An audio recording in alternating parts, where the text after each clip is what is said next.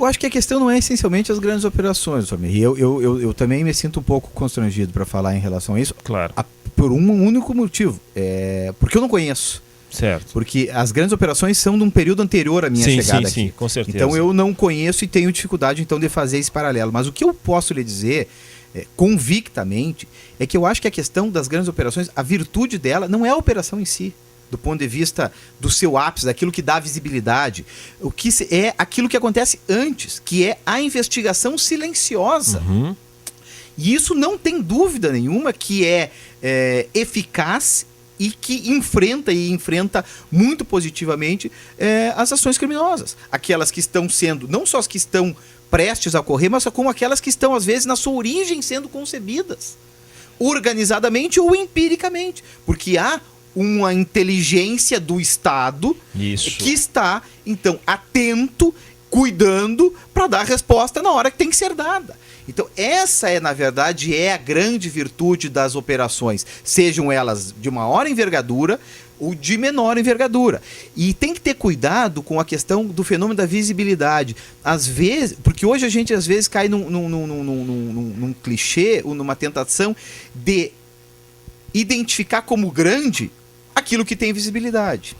E às vezes não se dá esse adjetivo de grande para algo que pode ter sido maior, mais impactante, mais eficaz, mas a visibilidade foi pequena. Isso é o problema da sociedade hoje, né, que vive o fenômeno da informação, da informação que todo mundo tem acesso.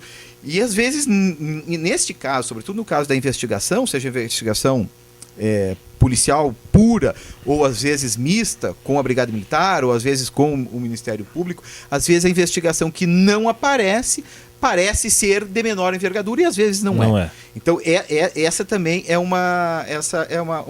algo que tem que ser claro. O tamanho dela não se mede pela sua visibilidade, né?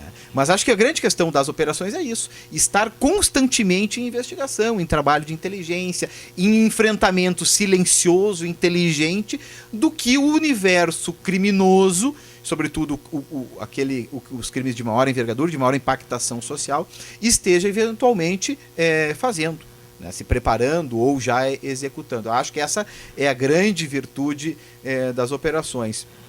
E efetivamente, durante esse período que eu estou aqui, não houve operações de maior envergadura, ou seja, onde o espectro investigativo fosse maior, seja do ponto de vista das ações investigadas ou dos cidadãos ou cidadãs que estavam investigados. Doutor, e eu na condição de profissional e cidadão observava muitas operações, eles faziam a limpa. Eu estou dizendo naqueles 2 anos. E tanto é que não tinha tanto homicídio, tanto crime.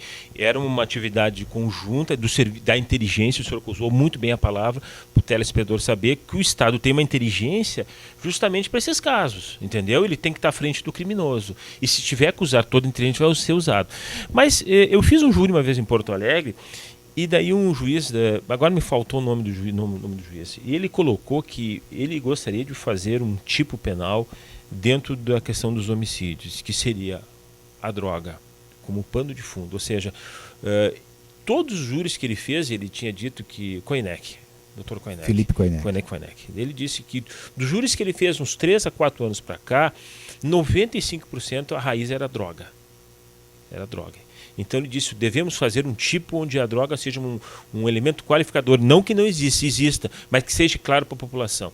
Reportamos a Lajeado, né? Esses crimes e homicídios que foram até agora, se desprende, foram presos 3 ou 4, enfim. A prisão agora no meu sentido não é importante. Mas desses 15 homicídios que ocorreram, a droga estava presente, doutor. O senhor tem conhecimento, chegou às suas mãos esses processos em que o pano de fundo seria a droga?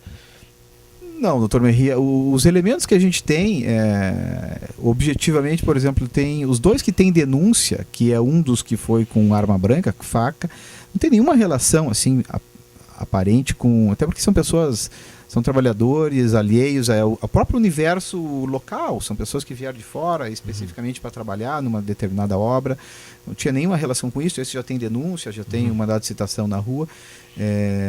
Então esse é absolutamente alheio a isso. Um outro Se tem, onde tem denúncia também, é o segundo, então, com denúncia, se tem relação ao consumo, a uma condição de vulnerabilidade de saúde, de condições do seu apontado autor, né, que foi recebida a denúncia, então apenas o apontado autor. Então, o que a gente ouve, e assim eu ouço, como o senhor ouve, como o câmera ouve, né, teria uma ambientação nessa questão de comércio e de mercancia de drogas ilícitas. Mas, por hora, a situação do juízo da primeira vara criminal é a mesma da cidadania, né? Isso, as investigações que certamente estão ocorrendo e devem, algumas se concluem mais brevemente, outras talvez tenham que perdurar mais um tempo. Como não há outras prisões cautelares, então a polícia também opera com mais tempo, não tem a premência do tempo da prisão. É isso que vai nos revelar. E essas respostas ainda não estão postas. Então o que está posto, para mim, é o mesmo que está posto ao senhor e é o mesmo que está posto à comunidade. Porque, doutor, o senhor sabe que na conversa, aquela miúda conversa assim de cafés, de que Lajeado estaria hoje? Eu vou fazer uma pergunta que as pessoas querem saber do judiciário, né? Primeiro que o judiciário age por implicância, quer dizer, tem que chegar lá para tomar posição. Mas assim, na condição hoje que eu sei que o senhor tem a residência fixada aqui, a família já está aqui, a gente escuta muito, né, que todas essas mortes seriam já em disputa de tráfico de drogas, né? Pessoas que vêm de fora ou pessoas que querem reagrupar uma grande quantidade econômica de valores de droga, e daí haveria esse conflito. E aí vem a pergunta, né? O senhor me respondeu que não tem uma relação direta com a droga, né? Pelo menos não. Desses dois expedientes que já estão formalizados. Tá. Eu sei que é por secreto as informações de mandado de busca e apreensão, mas por hora é pertinente fazer essa pergunta no seguinte sentido: nesses crimes, né? A polícia obrou, a polícia teceu comentários junto com a inteligência do Poder Judiciário no sentido assim, podemos agir assim em defesa da comunidade, ou primeiro se espera vir toda a investigação para depois fazer esse questionamento? Foi entregue. Ou se a minha pergunta formal formulada... A sua pergunta é a pergunta que um leigo vai pedir. Pô, a sua pergunta não tem problema nenhum, né? Então, mas o que eu preciso lhe responder é que são atuações absolutamente autônomas, doutor Merria. Né? Então, como eu disse, acho que no programa anterior, a minha condição, e o senhor referiu agora, que o juiz, seja o juiz criminal como um juiz civil, a gente atua por provocação, a minha situação é de espectador neste momento, não aguardo. Né? O que eu acredito, tendo em vista que já houve, por exemplo, o fato dos primeiros minutos deste ano houve a investigação, houve um pedido de prisão, foi deferido, houve o cumprimento do mandado, a conclusão das investigações, o Ministério Público ofereceu denúncia, a ação penal está em curso, o mandado de citação está na rua, que aparentemente, volto a dizer, não tinha relação com essa questão da mercancia de drogas ilícitas. O outro também, situação similar, só que lá no outro houve prisão em flagrante. A minha situação é de expectativa. Eu tenho a convicção de que a polícia está, sim, trabalhando nas investigações. Agora, não tenho elementos, porque, primeiro, se tivesse, eu teria que manter sigilo, mas, segundo, não tenho elementos neste momento nenhum quais são as estratégias policiais. Até porque isso não cabe à polícia dividir com o Poder Judiciário, e eventualmente a polícia pode dividir isso e conceber as suas estratégias numa relação com o Ministério Público. Por quê?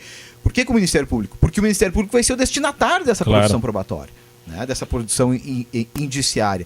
Então, essa relação, ela não é uma relação que sofra a intervenção do Poder Judiciário. Então, a mim, nesse momento, cabe o quê? Estar atento, estar presente, estar absolutamente disponível, né, e preparado para, no momento que eu receber, seja a pedido da natureza que for, e seja tendo ele relação ou não com o universo traficante, eu apreciá-lo. Né? Então, essa é a situação que se estabelece institucionalmente, e essa é a situação na qual eu me encontro. Eu estou em gabinete, pronto para receber eventuais pedidos. Agora, não há nada que seja do meu conhecimento que referende isso, que, como a expressão que o senhor usou, a boca pequena se fala na comunidade. E que eu, obviamente, como o senhor, como Câmara, como qualquer outra pessoa, tem conhecimento, porque também ouço aquilo que você diz a boca miúda. Não, e isso aí, eu lhe faço a pergunta, doutor, porque se tem alguma das autoridades, né, que tenha mais confiança em nosso Estado, dos três poderes, de uma maneira geral, é o Poder Judiciário. Então, por isso que a gente faz essa pergunta, muitas vezes, assim, até para ouvir aquela voz da prudência. Né? Que o senhor hoje é a voz da prudência do tribunal do júri, o senhor é a voz da prudência do Poder Judiciário hoje, e que a sociedade, às vezes, ela precisa ouvir uma luz, né? E eu entendo que o papel do judiciário, do que o senhor disse hoje nesse programa, sobre o ativismo pacífico, a responsabilidade de cada qual para antever o crime, eu acho que é de suma importância. Agora, claro, a comunidade tem que entender, e aí vai uma pergunta também, que os crimes que aconteceram em Lajeado não foram instantâneos. Lajeado, o senhor já está 2 anos labutando aqui. Fizemos muitos júris aqui. Né? Eu não vejo Lajeado, isso há mais tempo, uma cidade tão pacífica como representa. Por quê? Nós temos muitos júris. Essa colocação que eu estou fazendo está errada, doutor. Eu digo baseados nos júris. Né? Nós temos uma população de 100 mil habitantes e se o senhor quisesse fazer uma pauta, pode ser que eu esteja enganado, todos os meses, um júri por semana, nós teríamos até o fim do ano. Não, o senhor está enganado. Estou enganado? Tá muito enganado.